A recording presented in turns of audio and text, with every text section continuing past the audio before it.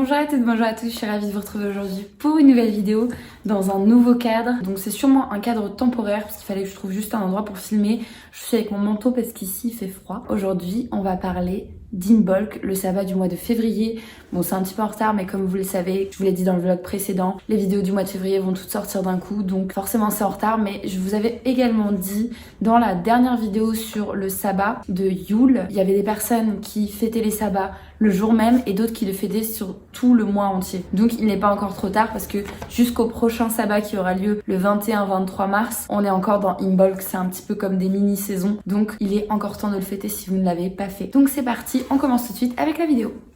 Donc comme d'habitude, je vais vous expliquer un petit peu qu'est-ce qu'Imbolc, pourquoi on le célèbre, qu'est-ce que ça veut dire, quelle est sa signification, et ensuite dans la deuxième partie, on passera à tout ce qui est accessoires, tout ce dont vous avez besoin pour créer votre hôtel et célébrer Imbolc. Bien sûr que dans tout ça, il n'y a absolument rien d'obligatoire, c'est juste à titre indicatif si vous préférez. Quand il s'agit de spiritualité, d'ésotérisme ou quoi, moi je suis persuadée qu'il faut faire en fonction de comment l'on ressent les choses. Donc si vous vous sentez mieux avec tel ou tel encens, faites avec tel ou tel encens ou telle bougie. C'est juste à titre informatif parce que ça a des significations, mais vous faites comme vous le sentez évidemment. Vous faites en fonction de ce que vous sentez juste, surtout. Donc on s'est quitté au sabbat de Yule où on célébrait la renaissance du dieu soleil. On savait que c'était le retour du dieu soleil. Là à Imbolc, on est toujours un petit peu dans cet esprit-là parce qu'on va célébrer le retour de la lumière, le retour de la vie et l'arrivée du printemps. Et du coup, la fin de l'hiver également. C'est vraiment une période qui est signe de beaucoup d'espoir, de beaucoup de lumière. Donc on n'hésite pas, on allume plein de bougies. Dans des temps très anciens, on allumait carrément de gigantesques feux pour comme aider le dieu soleil à renaître et à reprendre plein de vie, plein de force et plein d'énergie. Bien sûr, avec les temps dans lesquels nous vivons actuellement, c'est plus difficile d'allumer des grands feux, mais des bougies font très bien l'affaire. Donc n'hésitez pas, ne lésinez pas sur les bougies. Les bougies, on avait également pour habitude de former un cercle avec. On faisait 13 bougies en cercle et en fait ça symbolisait les 13 lunes de l'année qu'on célébrait à ce moment-là. Mais le soir du 1er février, si vous n'avez pas envie de faire un rituel, et c'est tout à fait votre droit, moi personnellement je n'en ai pas fait, mais j'ai eu le réflexe d'allumer une bougie et d'avoir quand même une pensée. J'ai pas récité la phrase que je vais vous lire tout de suite, que vous pouvez faire en mettant une bougie soit blanche soit rouge à votre fenêtre, mais j'étais quand même dans l'instant, je sais pas comment vous dire, mais c'est comme si je m'étais dit ok,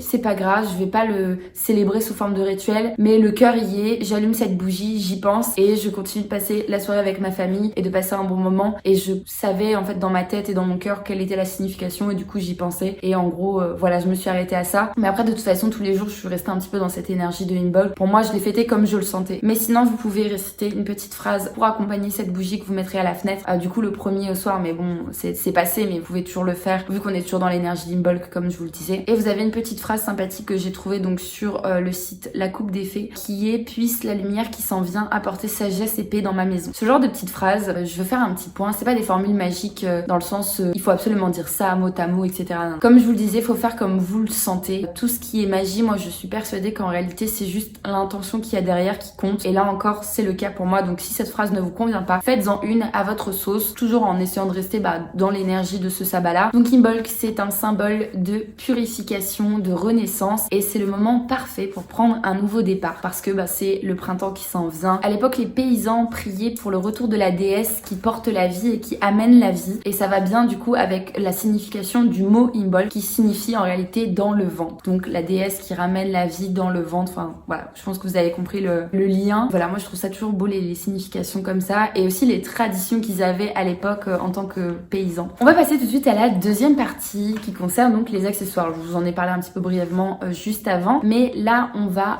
passer point par point. Donc en ce qui concerne les bougies ou les chandelles, ça dépend si vous êtes québécois ou français. Donc en ce qui concerne les bougies, ça va être soit blanc, ça c'est la base de toute façon, soit rouge ou soit rose. Ensuite en ce qui concerne l'encens, on est sur soit de l'oliban, soit de la myrrhe ou soit de la cannelle. Si vous n'avez pas d'encens à la cannelle, vous pouvez tout à fait prendre des bâtons de cannelle, je pense, ça fera l'affaire. En ce qui concerne les plantes, fleurs, c'est pas quelque chose que je respecte souvent, mais bon, je vous le dis quand même à titre informatif. On est sur de l'angélique, du basilic, de la fleur de lys blanche, iris, bruyère et également myrrhe. Pour les pierres, on a donc l'améthyste, donc qui est une pierre violette comme celle-ci, bien que celle-ci je ne suis pas certaine qu'elle soit originelle. On a également l'onyx, le rubis et enfin la turquoise qu'on retrouve beaucoup plus communément, que ce soit dans les bijoux, enfin c'est plus facile à trouver. N'hésitez pas, vu que je vous en donne 4, n'hésitez pas aussi à voir par exemple quelle pierre parmi ces 4 là a peut-être un lien avec votre signe astrologique ou ce genre de choses, pour savoir laquelle vous parle le plus peut-être. Au niveau du tarot, vous pourrez prendre l'arcane numéro 17 qui est la carte de l'étoile qui symbolise également l'espoir comme Imbolc, donc c'est la carte parfaite pour illustrer ce sabbat là. Et au niveau des influences planétaires, on va avoir l'influence de la planète Saturne et de la planète Uranus. Donc voilà, c'était tout pour les informations du sabbat d'Imbolc. J'espère vraiment que l'année prochaine je pourrai vous retourner des vidéos sur ces sabbats là, mais pas en vous expliquant parce que je l'ai déjà fait et que je vais pas le faire 2 fois, mais plus en vous illustrant, peut-être en tournant mes rituels ou ce genre de choses, afin que vous ayez quelque chose d'un peu plus imagé peut-être. Dites-moi dans les commentaires si c'est quelque chose qui vous intéresserait. En attendant, je vous fais de très gros bisous, je vous dis à bientôt dans une prochaine vidéo. Ciao!